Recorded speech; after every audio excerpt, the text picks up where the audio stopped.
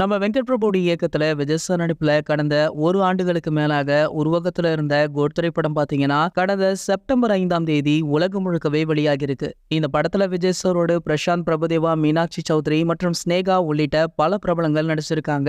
யுவன் சாரோட இசையில இந்த படத்துல வெளியான அனைத்து பாடல்களுமே சூப்பர் டூப்பர் ஹிட்டுமே அடிச்சிருக்கு. படம் ஒரு சில இடங்கள்ல கலவையான விமர்சனங்களை பெற்றாலுமே வசூலை பொறுத்த வரைக்குமே இந்த படம் பாத்தீங்கன்னா ஒரு மிகப்பெரிய அளவுல பிளாக் பஸ்டர் வெற்றியை பதிவு செஞ்சிருக்கு. இந்த படத்துல பாத்தீங்கன்னா Ajith sir, Rajini sir, Suriya sir மற்றும் விஜயகாந்த் அப்படின்னு பல முன்னணி நடிகர்களுடைய ரெஃபரன்ஸ்களை அமைச்சிருப்பாரு நம்ம வெங்கட் பிரபு அவர்கள். அதே போல சிவகார்த்திகேயன் மற்றும் த்ரிஷா போன்றவருடைய கெமியோக்களுமே இந்த படத்துல ஒரு முக்கிய பங்கு வகிச்சது. இதுல உச்சபட்சமாக கோட் படத்துல நடித்த விஜயகாந்த் சாருடைய ஏஐ மூலமாக திரும்ப கொண்டு வரப்பட்டதுதான் தமிழ் சினிமா ரசிகர்களுக்கு ஒரு இனிய சர்ப்ரைஸாக இந்த விஷயம் இருந்தது. படம் பார்த்த விஜயகாந்த் சாருடைய ரசிகர்கள் நீண்ட நாட்களுக்கு பிறகு தங்கள் ஆதர்சான நாயகனை திரையில பார்த்து மகிழ்ந்தாங்க அப்படின்ற கமெண்ட்டுமே வந்துட்டு இருந்தது. சோ இதனடுத்து பாத்தீங்கன்னா படத்துடைய டியூரேஷன் 3 மணி நேரம். இத்தனை கெமியோக்கள் ஏகப்பட்ட ரெஃபரன்ஸ்களை வைத்து படத்துடைய 3 மணி நேரத்தை எப்படிதான் கொண்டு போனாரு நம்ம வெங்கட் பிரபு அவர்கள் அப்படின்னு ஆச்சரியப்படும் அளவிற்கு படம் டக்குன்னு முடிஞ்சிருச்சு. படத்துடைய ஆக்சுவல் டியூரேஷன் பாத்தீங்கன்னா 3 மணி நேரமாம். அரை மணி நேர காட்சிகளை படத்துல இருந்து கட் பண்ணி எடுத்திருக்காங்க. அதாவது இந்த படத்துல கட் பண்ண காட்சிகள் என்னென்ன அப்படின்னு பாத்தீங்கன்னா